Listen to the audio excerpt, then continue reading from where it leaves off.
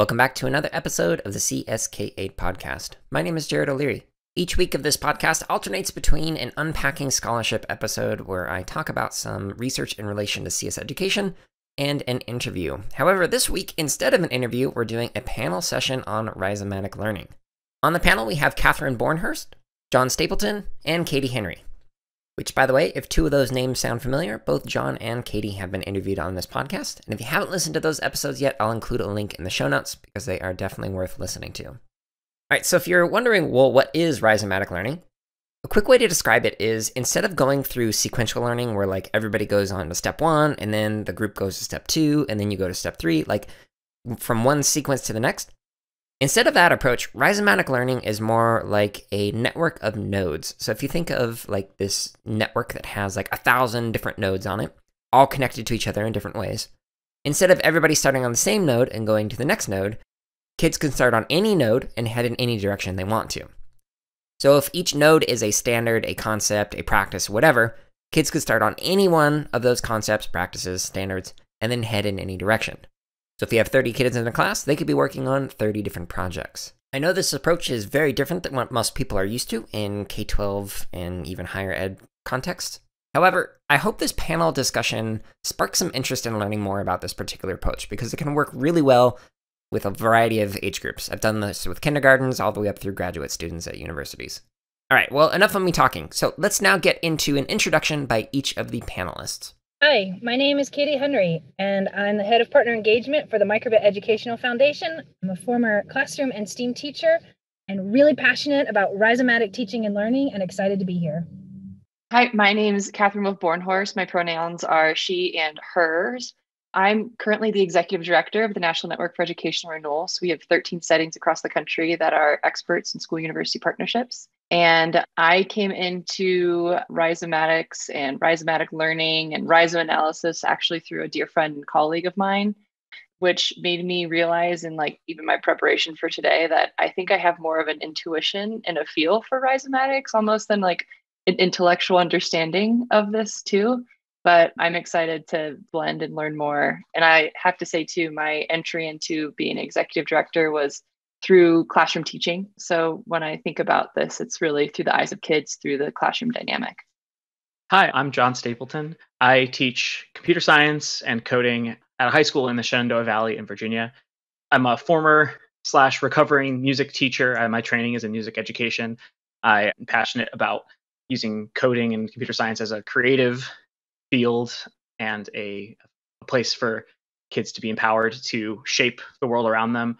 I come to computer science from like a creativity lens and from an arts-based lens primarily. And I was introduced to rhizomes through research in my master's degree and research with my mentors and colleagues throughout my music education background. So it's also like my rhizomes thing is definitely colored by my music education experiences, as well as my computer science teaching experience in the classroom. So what exactly is rhizomatic learning? What does it mean to each of you? I'll start, but won't finish. And it is that rhizomatic learning is recognizing at any given point, you're just in a connection to other points. Like there's no start and finish, there's connections. And rhizomatic teaching and learning recognizes that anyone who names a linear path is really just claiming their implicit bias and making it visible to all.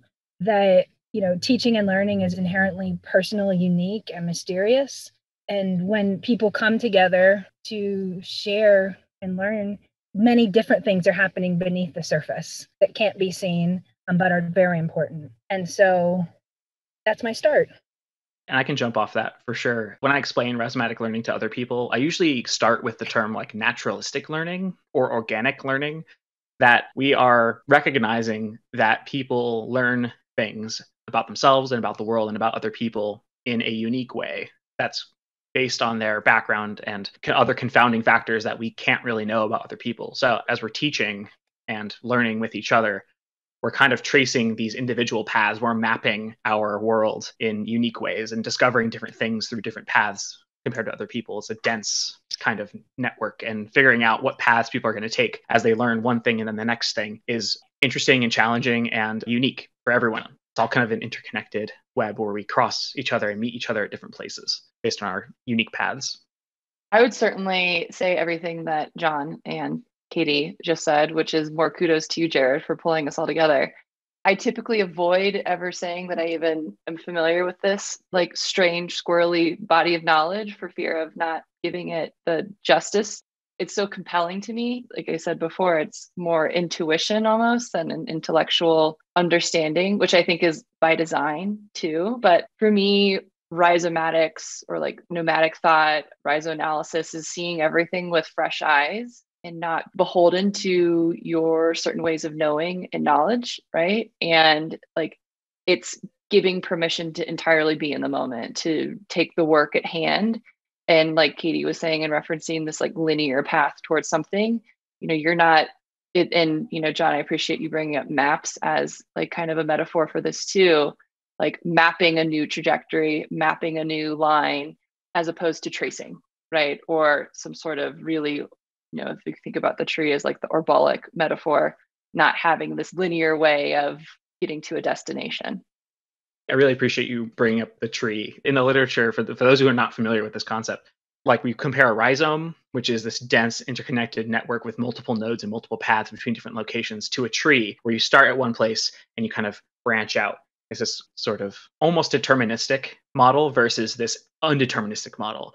And as teachers, I think a lot of our training is based around this idea of a deterministic model where we have a sequence. It's a very linear path, and we're trying to keep kids between guardrails in that sequence. And rhizomatic learning rejects the sequence, the linear sequence at least, and it embraces the personal sequence. Yeah, to kind of vamp on that, I was just thinking about how like backwards design model is kind of like the opposite of this in terms of it's almost like the Eiffel Tower where you can start from many different positions, but then it builds up to one culminating thing, like one unique experience that's the only option because that's what you're designing everything around. Whereas rhizomatic is, well, I don't know where we're going to start. I don't know where we're going to end. But I'm curious because this approach is very different from what is done in, I'd say, the majority of education in the US. So how did each of you learn about this particular approach? I got pulled into it she was a professor of mine in undergrad. Her name's Dr. Sherry Leafgren. The way that she characterized teaching was very much in this essence of a nomad, that you're looking to smooth, you're looking to complicate, you're looking to contest these really standardized ways of seeing schools and classrooms. And primarily her entryway was around obedience or disobedience, better how you are pending to look at that, right? And she gave me an opportunity to share my early experiences in schools, because I think that's the role of rhizomatics, is to look at the unexamined, like what's happening between these spaces of linear thought or trajectories. Like, how can you complicate and find out more about what's going on in there? And so again, my natural way of seeing kids, my natural way of wanting to be in the classroom was examining these typically unexamined spaces. So she and her research pulled me in, and soon Katie too, because of our similar ways of seeing ourselves as future teachers.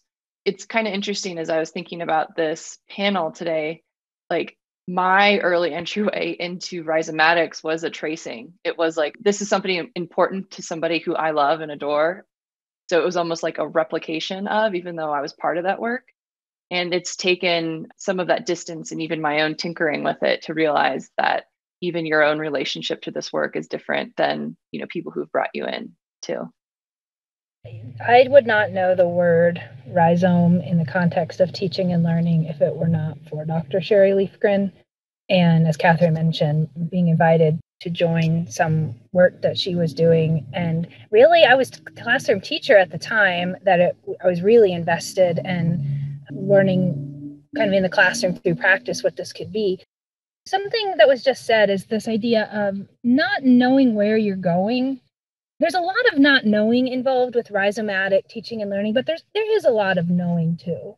And it's just a question of who's doing the knowing and when and how is the knowing being validated and seen, and who is in the power to make those seeing moments, to see what's being done. And with Sherry, there was always Dr. Leafgren, there was always this ability to speak to her, and with Catherine, about things that weren't seen. We could have very fluid conversations about the invisible world, the unseen world. And honestly, I would still tell you, I'm still learning what this approach to life means every day. I recently met a person who's from a very, very tiny country in Africa compared to many other countries in Africa, Eritrea. It's east of Ethiopia. And he possesses this incredible peace. I have never experienced the type of peace that he carries within him. I thought I knew how to achieve a state of just something to aspire to. I want to feel that peaceful again. His way of knowing and being in the world is altogether different. And I am left astounded again and again. And this is just life. It's just like letting go and not knowing, but not giving up. There's a fear factor of tell me where I'm going and how to get there. You can take your water bottle, you can take your compass, you can have goals of joy and love and productivity. But if you already have it all planned out before you get started, I would say you're not really creating something new and you're just controlling and probably controlling to your implicit bias and power structure. I love the mapping metaphor that keeps coming out. My introduction to rhizomes was through reading Deleuze and Guattari, which are two philosophers who wrote about rhizomes and this like philosophical concept, and applying it to teaching through my collaboration with Jesse Rathgeber, who's my mentor in my master's degree, and also conversations with Jared and other music education folks, thinking about how the rhizome is a heuristic for understanding how we can think of our relationship to teaching and learning with other people. And I like how you talked about how there's lots of knowing and lots of not knowing at the same time. As a teacher, we're used to trying to know everything there is to know about the situation in the classroom. We're trying to know what our students know. We're trying to know what our students used to know and how we can help them know more things. And we know what they have to know. And we also know how they're going to get from what they know now to what they should know later. And I think teaching with rhizomes in mind gives us permission to say, I don't actually know what's important for you to know, but you might, and you can discover that on your own. And we are mapping out your journey together. You will come to know yourself and your knowledge by learning, and you will have your map and you'll be able to record those things in your memory and your experiences. But everyone else's map might be different. And while we're together, we're also apart in these sort of very personal journeys. I hope that I'm getting at what you all are getting at. I feel like I agree with everything you all are saying. So what are some of the affordances of rhizomatic learning? What does it allow you or encourage kids to be able to do that they couldn't do with other approaches like sequential learning? I think for me, one of the reasons why I fell in love with this way of thinking of being, part of it is the metaphor, like falling in love with the metaphor that is this way of thinking and seeing and knowing, right? But for me, it affirmed too, if we're doing some background on, rhizomatics, you have the metaphor of the rhizome, but you also have the nomad, right? Who's opposed to the state, and they're reliant upon the other, right? So for the nomad to be non-hierarchical and to smooth the spaces and to complicate things and push back on, the state tries to striate and give these lines of these boundaries, these ways of existing, these linear paths, right? And so for me, when I think about this work, it actually softens and makes me understand that some things that the state offers are necessary for me to do disruptive, contested work, right? And it gives me more leverage, more opportunity to think about how I want to complicate these really standardized ways of seeing the world, or these linear things that we're, these deterministic spaces that we're in. Every time you say the word deterministic, I know this isn't what you mean. It's one of the thoughts that it gives into my brain, though, is I picture a person who buys their milk the same way every time. I've always wondered, if you could disrupt the way a teacher grocery shops, could you disrupt their teaching? Because the approach to routines in life comes from how you move through the world. Like Parker Palmer, who says, I teach who I am, isn't so far off the mark. Like the way you approach your life and your relationships and the way a person loves and sees their future oftentimes gets oppressed, impressed, depressed onto the learners in the classroom. And what I'm trying to say is, when you take an approach to rhizomatic learning, it's actually not usually something you do in a one-off. It actually will flow from the way you live and the way you work with colleagues. It's not as if you can't buy your milk every Saturday at 10 a.m. at the same place and then put it in your cart in the same way.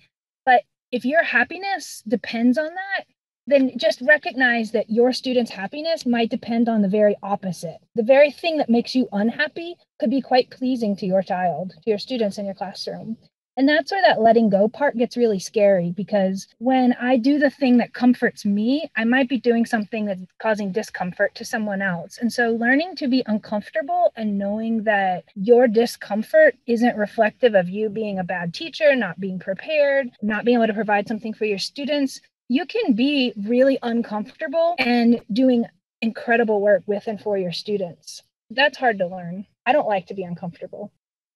I completely understand what you're saying. I think some of the other affordances I think of when I think of rhizomatic learning are like, I can improvise. I have freedom to improvise. I can follow students where they want to go instead of me setting out the tracing for them to follow. Instead of them tracing the lines that I'm giving them conceptually as they learn things, they can create their own paths and I can help them. I can walk with them. I'm not helping them get to a predetermined location. I'm helping them discover this uncharted territory of the things that they're interested in their lives. And I also really agree with what Catherine was saying about the relationship of the state to the nomad.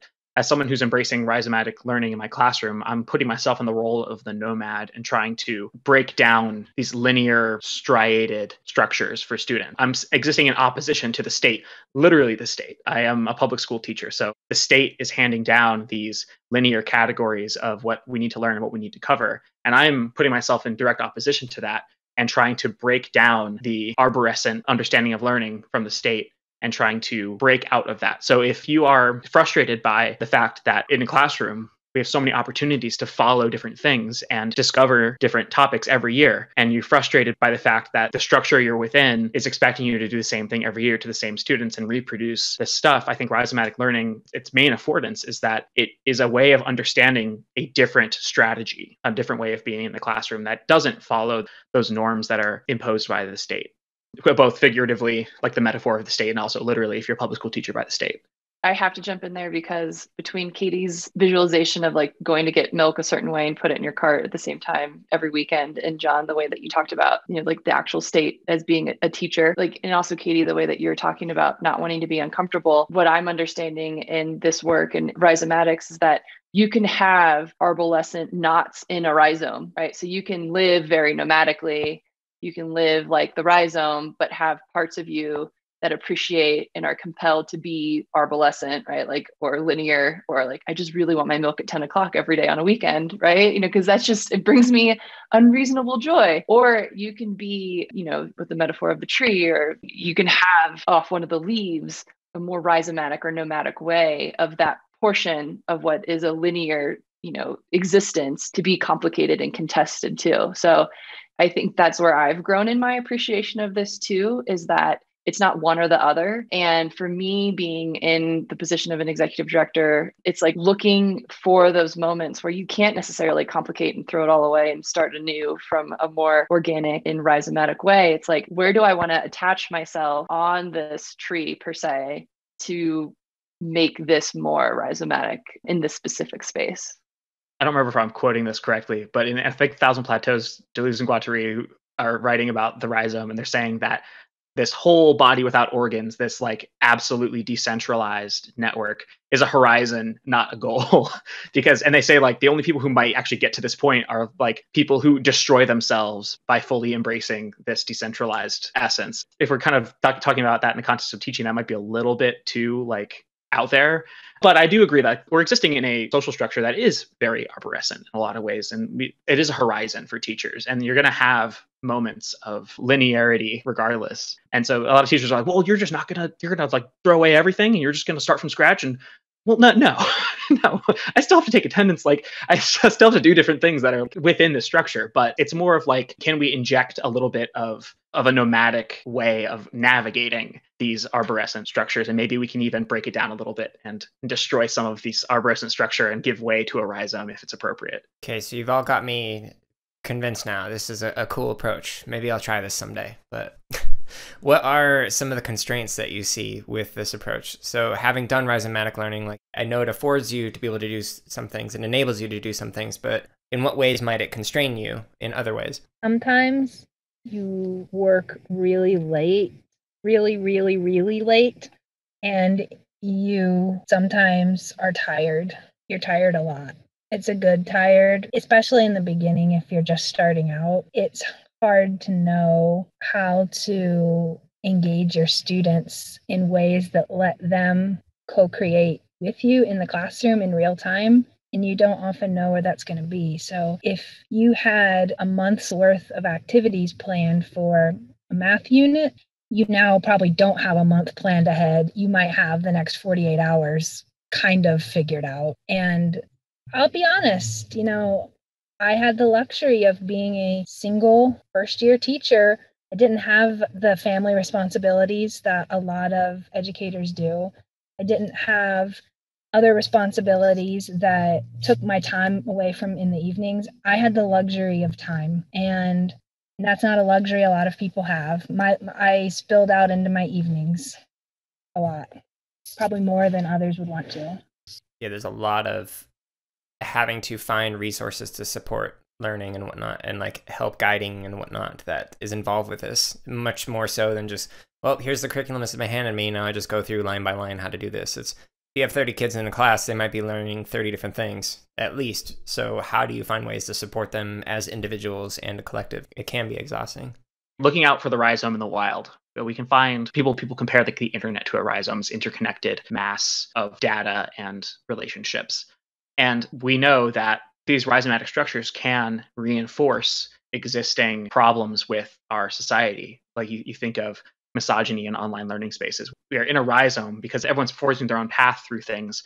They're not necessarily being challenged to take other people's paths in mind. And so one of the things I was thinking about in preparing for this conversation is we're approaching the rhizome as this purely free in scare quotes, for those of you who are not watching me on camera.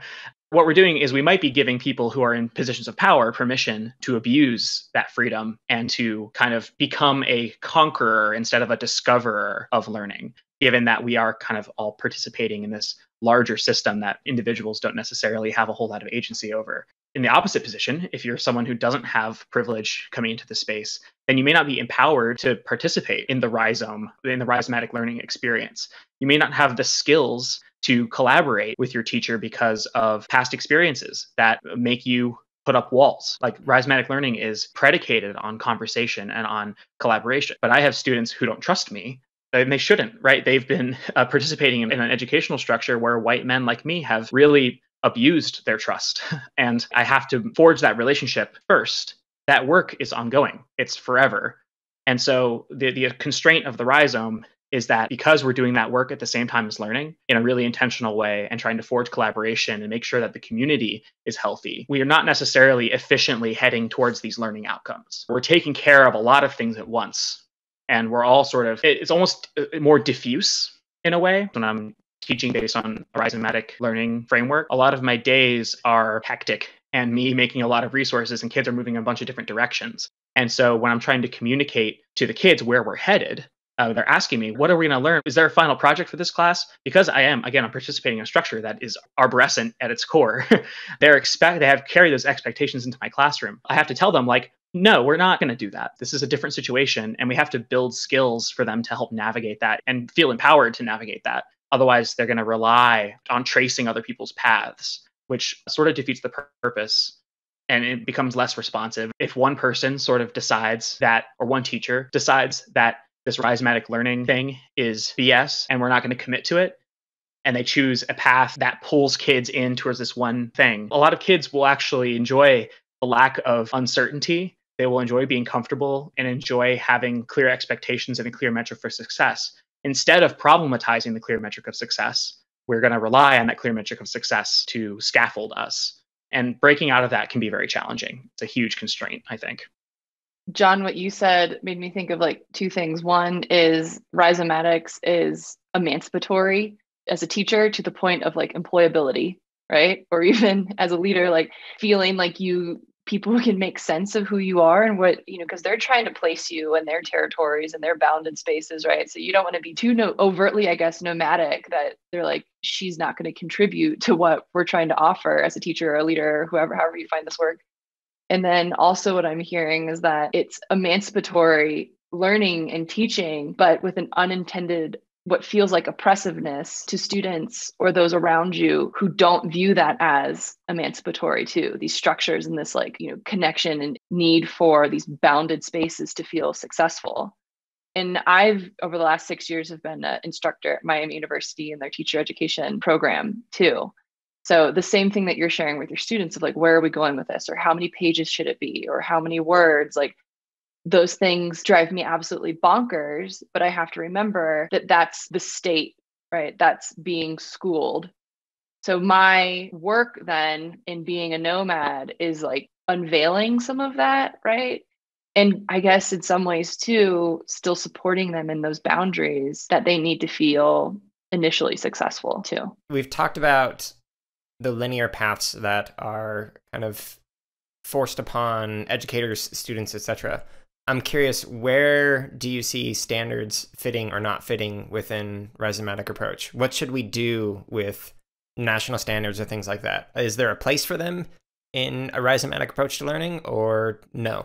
I think yes, there can be, and there is. There already is. If you're a Rhizomatic teacher today, there's a really good chance you're being a Rhizomatic teacher with standards. So how do you view them? My simple answer is I see them as stepping stones. There's no prescribed method of how to step across the stones and how long to jump and twist and flip and turn and where you go and when you come back. What I would do to problematize standards in my classroom, I would take key language, let's just take decimals, for example. And I would say to myself first and then to my students, when are decimals a problem in your life? Well, that's a really provocative question for 10-year-olds. When are decimals a problem in your life? What does she even mean by that question? There's so much brainstorming around decimals being a problem in your life that right away you're in a real deep math conversation on the very thing you're hoping they'll get creative about without imposing on them some timeline that's artificial and only makes sense for your grade book. Now you've got kids thinking about decimals in their life. This is the beginning of a Rhizomatic mathematical conversation that might go into spelling. It might go onto the playground. It might bring in the cafeteria. It might involve redecorating your classroom. And so asking good questions is something anybody can do with the standards we have, and really good Rhizomatic learning can happen with standards and with good questions. Catherine, how do you feel about that? I want to argue with somebody about something. Do you want to argue right now? What are you thinking? No, I think everything that you said is absolutely embodied in what Rhizomatics is hoping of all of us, even beyond being an educator, right? So what I said at the beginning, you can't have the nomad without the state. So if you're considering standards as a way to striate or bound a certain way, if you're thinking like a tree, then that's an impediment to your growth. I have to go through these standards to continue down this linear path. What Katie just so visualized for us is that the standards exist in these multitudes of ways that she sees herself in a classroom, right? A standard is something that she can look with fresh eyes for moments of possibility that she asks her kids about how do decimals toy with your mind or ruin your life or do however you want to frame that, right? Offers these multiple trajectories that allow you to, teach and learn in this way. And again, the contested thing is yeah, but this is where the pragmatism, I guess, comes into this is well, for me to defend and continue doing this teaching, then my kids have to do well on the tests. And I think that's one of the biggest binaries that you have in Rhizomatics is that while this is a way of teaching and learning and it's intuitive and it's, Jon, you mentioned at the beginning, ecologically or naturalistically, this is the way that we operate as living beings. The survival value or the survivability of doing this in some ways is baked into these test scores, right? So I think that's kind of the difficulty in a lot of this too, because we need to defend that this is what's good for kids and good for teachers. So I'll argue with you another time, Katie, I guess. I've actually got a thing to argue with that. One of the things that I was thinking of when you were both talking is, but aren't standards still a form of a well-worn path to wander down rather than just uncharted territory? And isn't standards still a form of oppression in terms of it's saying this is what is considered to be valuable to know, and the things that are not standards are not valuable? Even though you can approach standards rhizomatically, isn't that still preventing the nature of rhizomatic learning in terms of heading in whatever direction? Yes. I thought you wanted to argue, Katie, and then you just hit it with the yes. Oh, God. The roots are deep. Yes, Jared, but Jon, please go ahead. I like when people bring up standards when we talk about this topic, because there's so many ways to think about standards. They can be our well-worn path of learning a thing. They're also a political statement about what it means to know something. That statement is up for argument. We don't have to believe the state when they say that this is what it means to know something. But asking kids to think about that is really fun, I think. And we learn a lot from that conversation. Here's what the state says a programmer is. You know how to code some things. We've done this all year. What do you think about that? And I also, if we're going to stick with the map metaphor, standards can also be beacons. They can be these tall structures we can see from great distances on our map as we're kind of exploring our territory. And we can head towards them because they seem interesting, or we can ignore them because they seem scary or oppressive. The last thing I want to say about standards is, this is a whole can of worms, but who is the state in the relationship between the teacher and the standards? Is it the actual state? Is it the public? Is it your community? Is it a corporation that's decided what these standards are supposed to be? What are their interests? Those are also political statements. And I think that not all standards are created the same, and we shouldn't regard them as the same. We shouldn't take them as seriously depending on their sources. I'm actually a teacher. Like, I'm not saying ignore the standard. I know you can't do that without getting fired. Trust me. No one's listening to us. I'll tell you, it's okay to not like them. It's okay to think they suck. I'm more interested in if we do have standards, but the standards that are written are not the only standards that are out there. We have standards from other places that are unwritten, and we can still incorporate all those things into our Rhizomatic learning framework. So why not the written standards? Why can't we treat those the same? And ultimately, if people ask me like, well, do you think we should get rid of standards? I'm like, well, yeah, kinda. I kind of do think that. Maybe I don't feel that fully, and I don't have the power to make that happen, but I'll say it. I think that we'd be better off with a different metric for success. I don't know that I'm alone in that feeling in this company, but I know that other people may disagree with me. I'm okay to have that argument. At me on Twitter. Learning standards and state standards are, in its essence, what we just standardize ways of knowing, right? It's like these ways that we exist in the world. So I think this has happened as we say that education has become more progressive and inclusive. These standardized ways of knowing have just like shape shifted into other really still oppressive and narrowed way of seeing the teaching and learning endeavor. And I think for me, Rhizomatics and its intersections with the state, with the standards, is really just saying, it's just a narrow way of existing and seeing the world. And actually, when I'm employing this perspective as a teacher, or when I'm thinking of my students as learners, the standards become almost trivial to the things that we're pursuing collectively. So if I'm thinking about maybe a standard of experience, like Lillian Katz talks about standards of experience that we're offering our students. And then if you're thinking about these enduring understandings or these larger ways, like when Katie was referencing, like what pisses you off about decimals, right? I don't think you actually said that, but those kinds of like provocative questions, you go on that trajectory, or, if we're speaking like, I don't even know how to say the other Guattari. What is it, Jon? Guattari? Guattari is fine. Yeah, I don't know him. I don't think he cares. It's like when you read Harry Potter the first time and you have the names of characters in your mind, and then they say it on the video and you're like, I've been saying this wrong for 7 years. Game of Thrones. Yeah. Lord of the Rings, all of these big names. Yes. Yeah. But no, what happens is you realize that you're hitting, 75% of your standards just by asking kids what pisses you off about decimals, So it's like, sure, I can talk about standards, but I'm way beyond my understanding of what that is. Yeah, like how high is that bar really? Like if we actually look at it, is it really that hard to do this and also hit the standards? I mean, my experience, the answer is no. I'm open to being refuted on that. If you think about the rhizome, we're not immune to rupture or being severed or injury, right? But that idea of like, you still have the same kind of, assault, the same kind of infliction. This is, I guess, like in a lot of ways, probably the way we're narrating doing Rhizomatics is like this glorified, easy way of moving through the world, because every shoot, like all of these ways, it just makes sense and it's super fluid. But no, like I've been in tears. I've felt in isolation, Actually, one of the reasons why when we did this original yarn rhizome, actually what we did in a presentation at AARA with like all the champagne toasts and fancy salads. So there are some conferences for educators that have fancy salads, AERA being one of them. But I don't know what 2020 has done to fancy salads and conferences. So we'll see. One of the ways that we were able to articulate and talk about our relationship to rhizomatics as teachers was to create a yarn rhizome where we tied all of these different like textured and different colors and shapes and sizes of yarn together. And then like had some sort of totem, is that like or like some sort of like thing that characterized a story that when you overlaid the rhizome and you picked up your story that speaks to your rhizomatic teaching, everything else came along with it, right? And like that's a big component to rhizomatics, is that everywhere you start is connected to some other part of it eventually. And each part of it tells literally a different story. And then what happened on the flip side of that, though, is in our discussion of what a rhizome is and telling our stories as teachers, it was also a safety net. It was this like, we've found ourselves, similar to the people on this call, in this like actual feeling of a safety net, like an embrace of understanding that this is something that you are held into.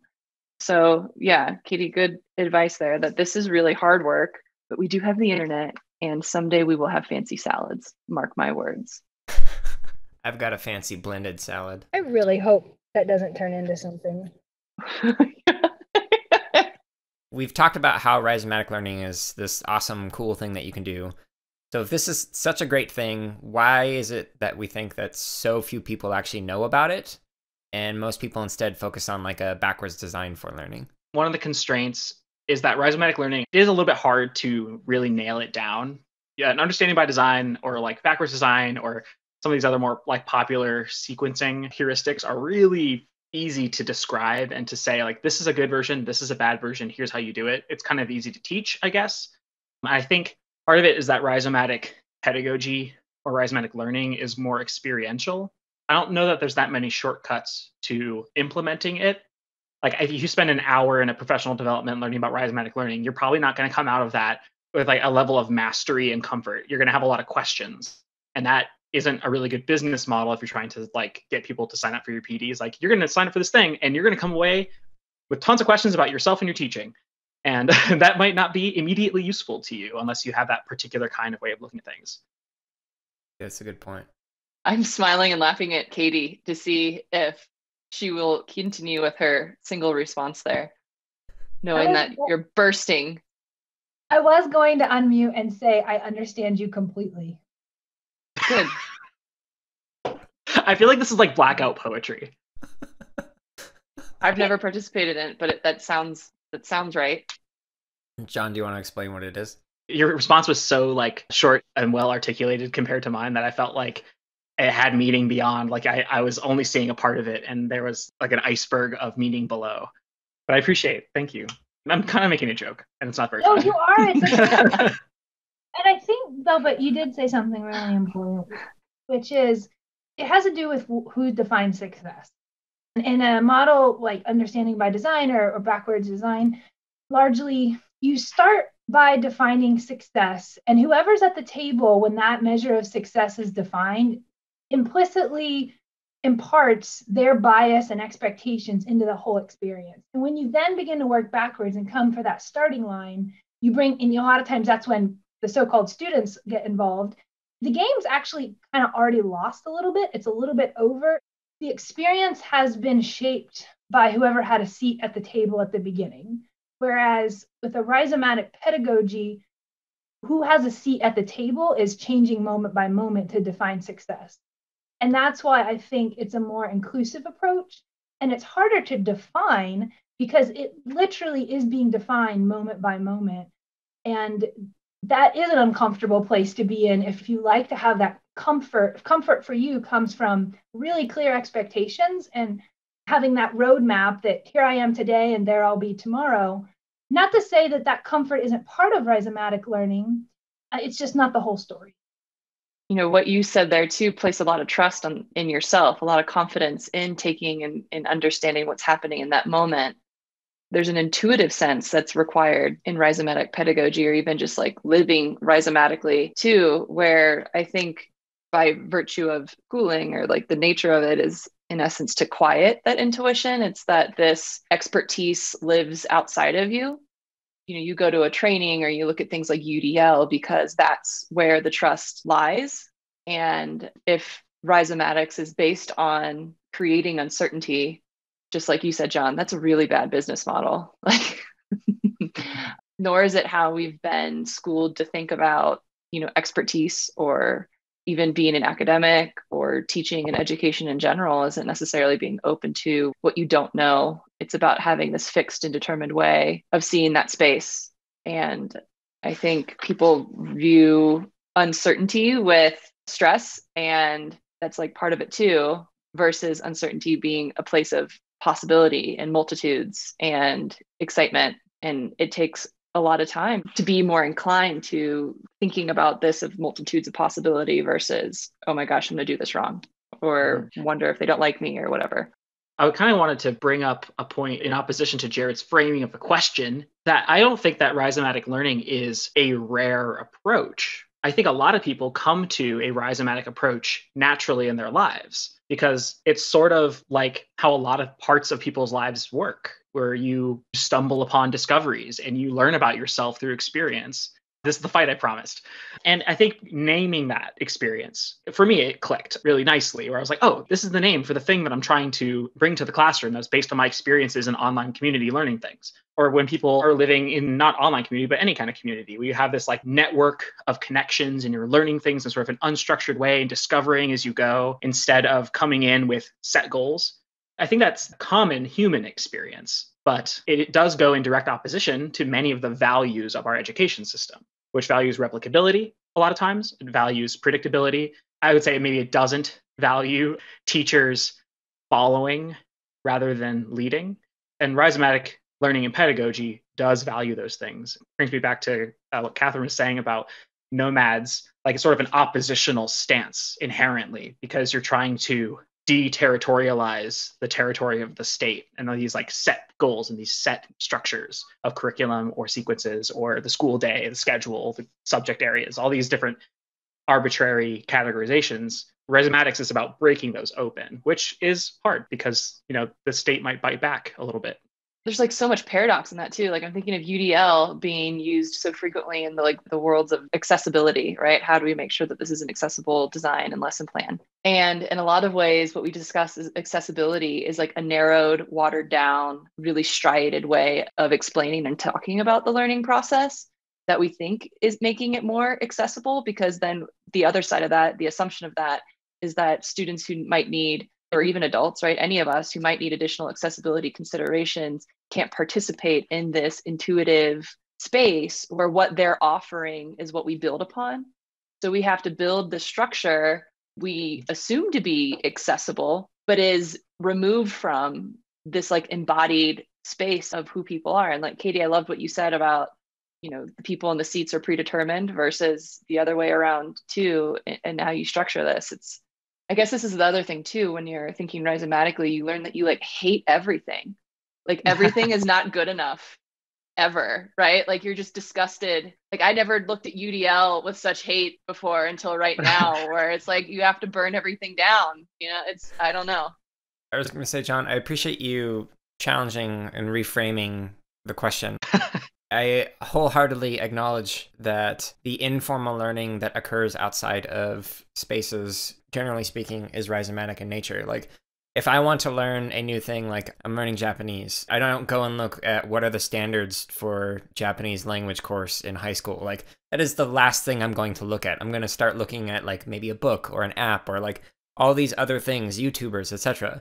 And the approach is like 100% up to me. I don't have somebody guiding me step by step through something necessarily. I can go in any direction I want to. Like, I want to learn a subset of the language compared to another. Like, if I want to learn about words about cooking versus words about direction versus words about anime, etc. Like, there are many directions I can go into it. But when it comes to formalized spaces, I would, going back to the question, say that it is still a backwards design approach. And what's interesting is, I think it was Catherine that said it, like, academia is not necessarily designed this way, but it wasn't until the doctorate when finally it became like rhizomatic. Like up until then, it was largely sequential. Like everybody needs to learn the same thing, be tested on the same thing, etc. And in my master's, like started to branch out, like, what do you want to learn? But then in the doctorate, it's okay, what don't we know? And what can you study? And what do you want to learn more about, etc. So it's interesting that it waits that long until we actually get into this more rhizomatic approach. Like you have to suffer through like 20 some odd years of schooling until it actually starts to model more of the informal learning that occurs outside of that. This actually takes me to a great point. And yes, I think it is a vast oversimplification to say that everyone already knows how to do rhizomatic learning, because it's not exactly quite that simple. But you're right that we do wait until the highest possible level of education to fully commit to this rhizomatic model. 99% of people who receive public education never end up getting there. That's a made-up stat. I don't actually know what the percentage of people who have PhDs are, but it's a vast minority of people getting PhDs versus who participate in public education. And I would say also, I'm a high school teacher. At my district, I'm sure in other districts around the country, if you're going to try to find rhizomatic learning in your school, you're a lot more likely to find it in like an AP bio class or an AP English class or an AP government class, where students are being asked to think about the world. What's interesting about government? What can you learn about government? How can you apply these concepts to your life? Like that's more rhizomatic than something you might find in a remedial math class where there's this tight sequence and we're trying to get kids through this tunnel so that they can get to the other side, right? One of my passions as a teacher is asking, why do we reserve rhizomatic learning for students who are bearing privilege? And we use these highly sequenced models for students who are, by the standards of our system, needing more help, more support. And really, what ends up happening, we have all these side effects of okay, if I'm in a tightly sequenced model where I have homework and strict attendance and I have to do all these different kinds of really tight requirements, and if I mess it up, I might fail the class. And that's policing students' behavior. And the system is set up to police students who are marginalized across all of these different demographic strata. And teachers. That's policing teachers. That's not teachers. Yeah. That's not trusting teachers or investing in teachers. How do we help teachers through this discomfort, though? So, there has been decades, if not centuries, of, well, the kind of learning that occurs outside of school is not real learning. It is not the important learning. What occurs in this building is the learning that you should focus on and pay attention to. So how do we help teachers apply these more informal or natural learning processes in a context where it has kind of been beaten out of teachers? I think so much of that is helping teachers realize that they've been schooled really hard sometimes in the certain ways that they feel like they have to behave in the classroom and what that looks like. I'm, staring at my window right now at this little Say's Phoebe. And Phoebes are funny. They're they're not the smallest of birds. They're kind of medium sized. I would not choose this twig if I had the body weight. I know what kind of twigs I would choose to land on in my certain state here. And I feel like that bird does not know how big it is for the twigs that it sits on, right? Which sounds crazy to bring this in, but as a teacher, why wouldn't you want your student to look out the window and be that's a big bird choosing not a big twig? What goes into that? And think about, the math and dynamics and perception and bodily, these expectations that we have for how big an object is. And you read the room, you think about all of these things could be brought in by being man, I'm really distracted by it. I'm compelled by it, and it makes me ask all these questions about the world. And if I was a teacher and I feel compelled to be in a certain way in a classroom space, I would feel shamed about looking out my window and being distracted by a Say's Phoebe choosing a twig that does not support its bird weight, Rhizomatics talks about these points of rupture, right? And especially me being in teacher ed and speaking to pre-service teachers, it's how do you have that point of rupture where new growth occurs or the rhizome is rerouted in ways because you've interrogated and challenged these traditional ways of being in school to the point where that's now kind of something you interrogate with your kids too. Can you believe this standard? They want you to do this. How narrow is this? What are all these other things that you bring them into that fun, joyful, spontaneous space as well. I love that description so much. Another thing is the idea that you have to remake your whole community around this. When teachers hear someone talk about this, they're like, oh my gosh, you're telling me to reinvent the wheel. I can't do that. I'm just one person. And that's not at all the idea. It's a pedagogical approach, and your whole school could commit to it, or you can commit to it in your classroom. And the beauty of the metaphor of the rhizome for this, and the rhizome is just a metaphor for what we're talking about. If you think about rhizomes in the world, they are this growing, encroaching almost structure that goes everywhere. No center, no organizing principle, just grow out, rupture out of the space you're in. And I think that's a really beautiful way of thinking about teaching rhizomatically too. You can start in this small space, and maybe 1 year it's just okay, I'm comfortable with project-based learning. what would project-based learning be like if I try to think about it as rhizomatic and decentralized rather than this like tight standards-oriented thing? What would that be like? And you just do it once and you're like, I learned a lot from that. Maybe next year I'll do like 2 projects and it like grows a little bit. And year to year, you kind of figure out how to fill the space you're in. And eventually, hopefully, what happens is you start to rupture out of that space because it's just the nature of being a nomadic learner. When you reach those boundaries, you're like, I got to get past that. I can go beyond that. These boundaries are not going to hold back my learning. Hopefully, that's where you get. That would be my advice for someone who's like, oh my gosh, this sounds like a big ask, you know? Well, speaking of investing in teachers as these rhizomatic support people, I think that educators should get big, wild, interesting sabbaticals that are many months long. And each district can figure out a plan that works well for the community. But, I'd like to see, teachers would get to choose. I want to spend a year in Southern California. I want to spend a year in Mumbai, India. I want to spend 2 years traveling to 4 schools and 4 forests. I want there to be some teacher agency and time to go explore the world and then come back to the classroom. What I wish I could have had. I was a person that, went to become a teacher and went to undergrad, became an early childhood ed major, started teaching, did a master's degree in school leadership, kept teaching.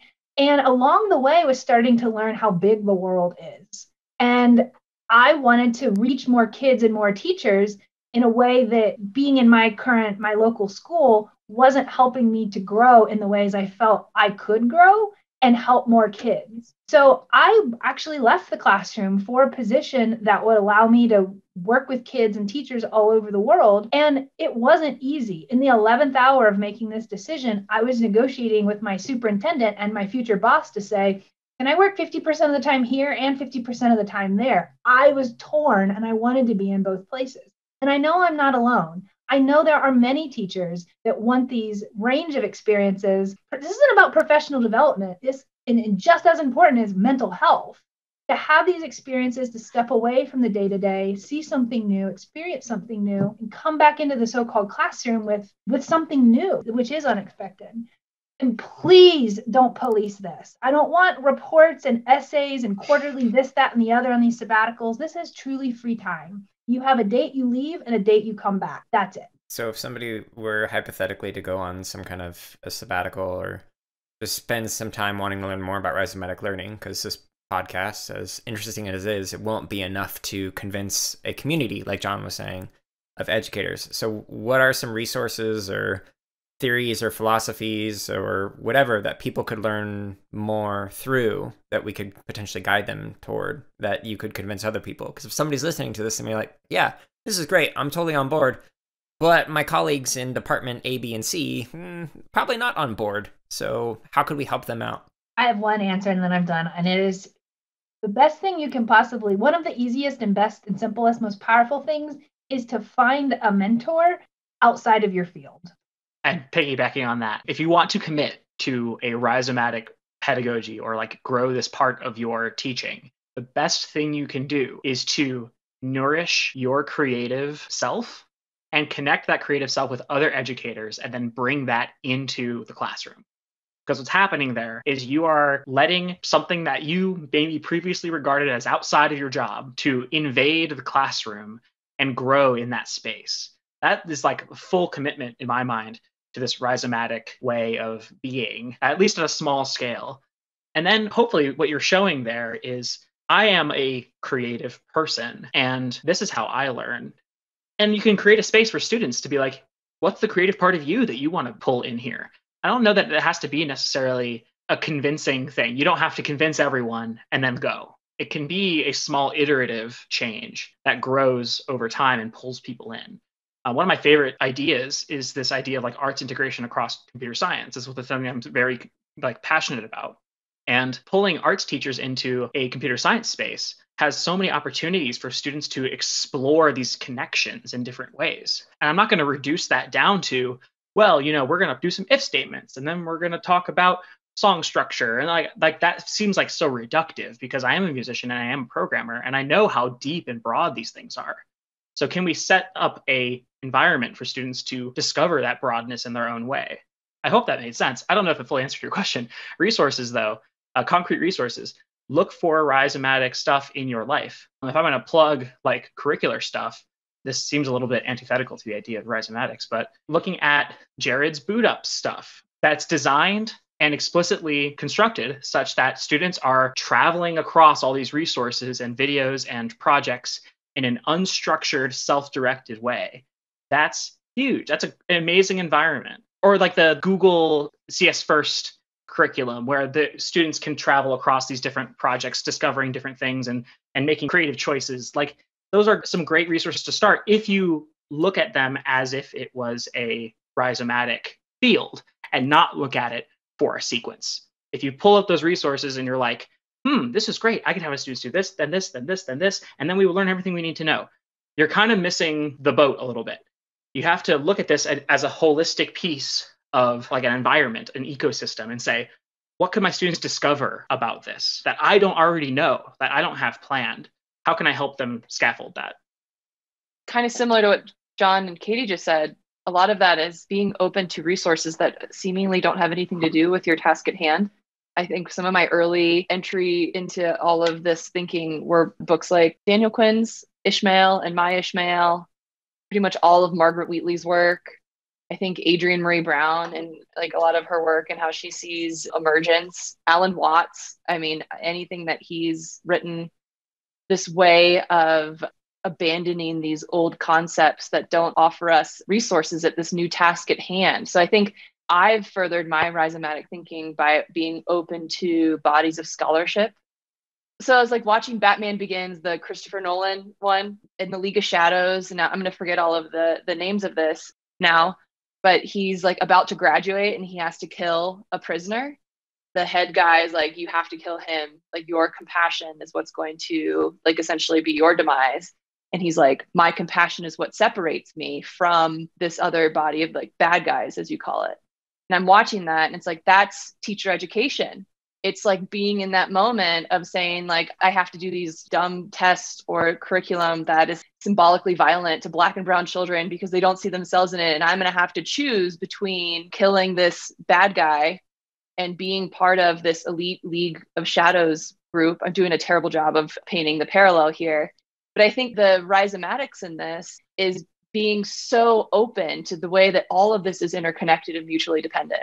I think in the actual body of scholarship and rhizoanalysis, the folding, refolding, unfolding, like this idea that all of this is just at some point, again, connected to the way that you're seeing the world.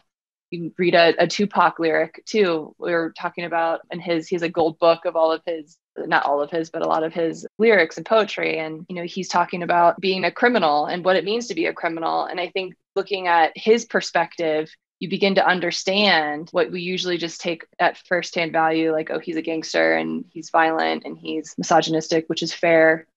It's just to say that like you can look out the window, you can be on a phone call here, you can step outside, and it's being open to and attuned that everything is super connected and it's constantly influencing who you are and the decisions that you're making. So even a question of like, oh, I want to practice rhizomatics, where should I go to? That in of itself is almost a dead end question, because it's like, where are you calling? Like your idea of having an artistic, nourishing hobby is filling that space as well. So anyway. So hypothetically, if we're in a school and we get everybody, all the teachers on board, what are you afraid that people are going to misunderstand about rhizomatic learning? And to kind of throw out some different stakeholders to think through, like other teachers or even students who did not start with rhizomatic learning from day one. Or what about admin who are like new to this and who are used to more formalized sequenced learning? Or even what about parents who are like, well, that's not how I learned. I think the best we can ever do if we have an idea that we want to help someone to think about differently is just share their space and not leading, not even guiding. So, and then, for example, you know, parent, this isn't how I learned. Administrator, how will I measure this? Co-teacher, they're going to make me look bad. It's about humility.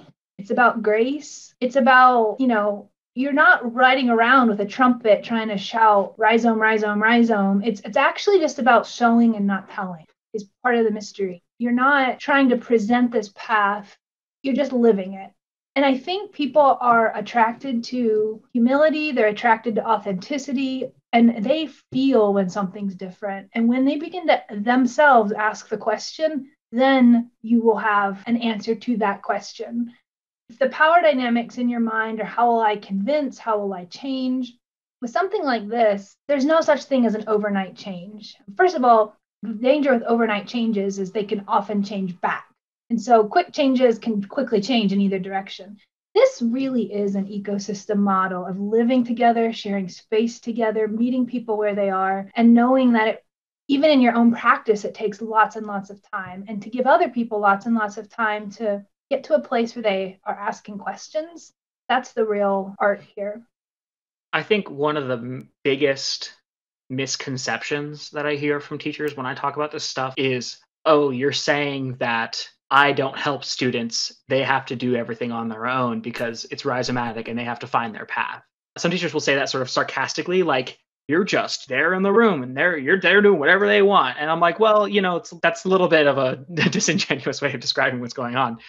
It's not as if in the classroom you have to say, well, it's rhizomatic learning, so you got to figure it out. Like, this is your path and you're going to chart your own path and I can't help you because then that would be oppressing you. So like, here, I'm just going to step back, struggle. And that's not how I feel about it. And I really feel like rhizomatic pedagogy is partially about embracing a collage, a mosaic of tools at your disposal, and opening yourself up to pedagogical decenteredness and trying to avoid an ideological commitment to sequence or to inquiry or to any of these things. It's about, like, our learning is situated in the classroom. Student, what do you need right now to achieve your goals?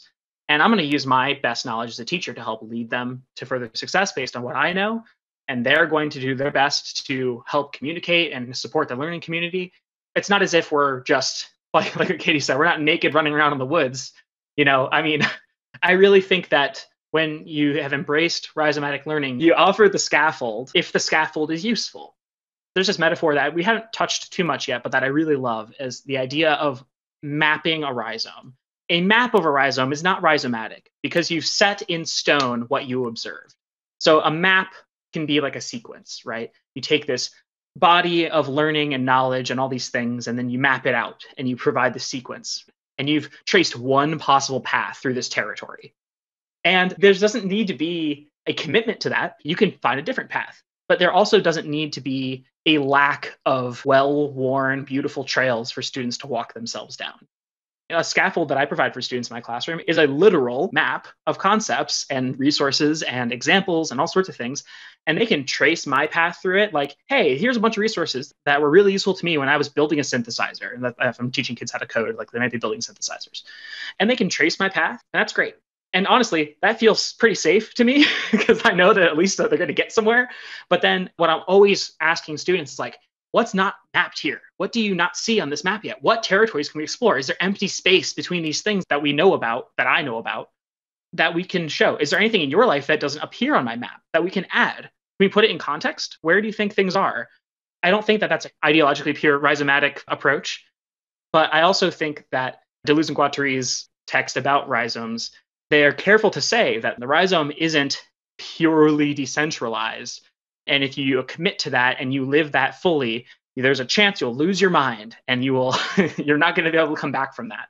And I sort of think that it's easy to find yourself at sea if you aren't using all the tools that you have as students, teachers, and a learning community. I hope that makes sense. Feel free to challenge me on that, Katie and Catherine. But a few things came to mind. One was the quote, "The map is not the territory."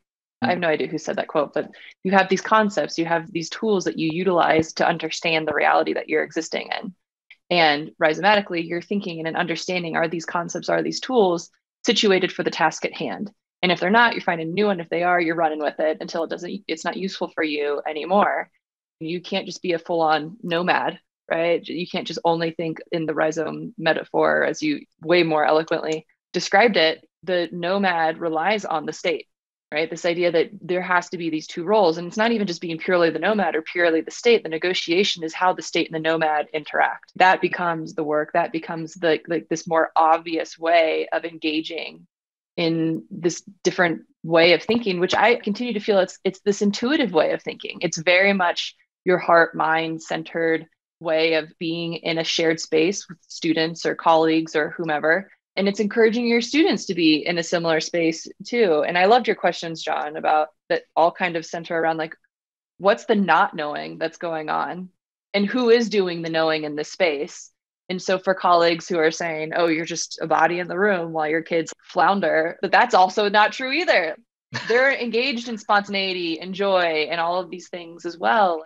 You just don't feel like you have to know in front of kids for 8 hours a day, which is exhausting, which we can get back to teachers also needing a sabbatical to have to like smooth over the effort and the stress and all of that goes into having to be the authoritarian knower in front of kids. So there's freedom there for both students and teachers.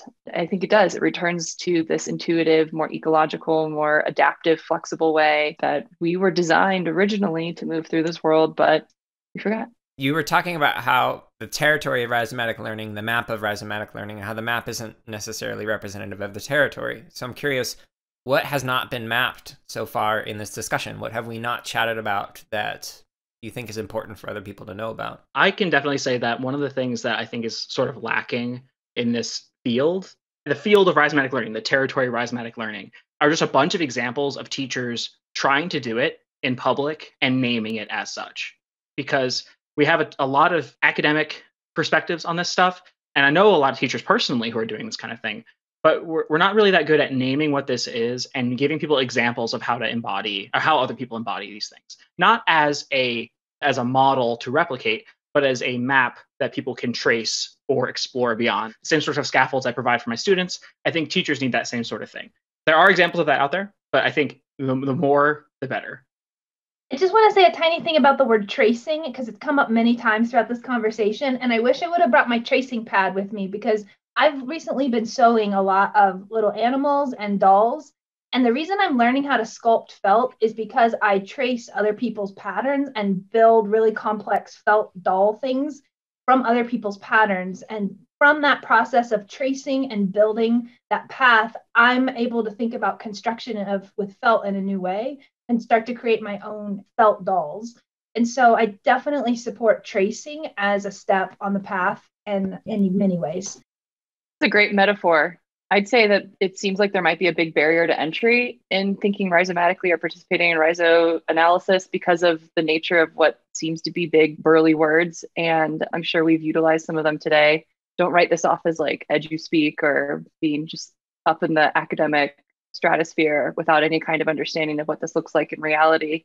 I guess it's also a product of the tracing, right? The more that you wrestle with the scholarly aspects of this and think about it, the more ease that you begin to discuss it as such. But for me, it's the only space that you really just have to bring your thoughts, your own intuition, the way that you want to see the world and currently see the world. And then that always becomes the starting place. There's no, I have to work up to get to this certain, checkpoint, and then I can really learn about it. It's being attuned to and open to this type of learning. So where might people go to connect with you in the organizations that you work with? I'm Jon Stapleton. You can find me at jstapes on Twitter. That is my primary social media thing. I do not use Facebook, but I'm still on Twitter. I work in Virginia, and I have also done work with Code Virginia, which is the CS professional development arm of the Virginia Department of Education. You can find some stuff there. Hit me up on Twitter. Follow me if you like tabletop role-playing games and rhizomatics and computer science education. I want you to say hi. You can follow me on Twitter at Borncath, BORNCATH, and you can visit borningenuity.com to learn about me and some of my work. My Twitter handle is at Katie Henry Days, DAYS, and you can find me online at katiedays.com. And with that, that concludes this week's panel discussion of the CSKA podcast. I really hope you enjoyed listening to this panel session, as each of the guests had a lot of wonderful content that I really enjoyed listening to as the moderator. Again, if you're interested in learning more about rhizomatic learning after having listened to this panel, check out the show notes by clicking the link in the app you're listening to this on, or go to jaredoleary.com, and consider sharing the free resources with others. Stay tuned next week for another Unpacking Scholarship episode, and 2 weeks from now for another interview. I hope you're having a wonderful week and are staying safe.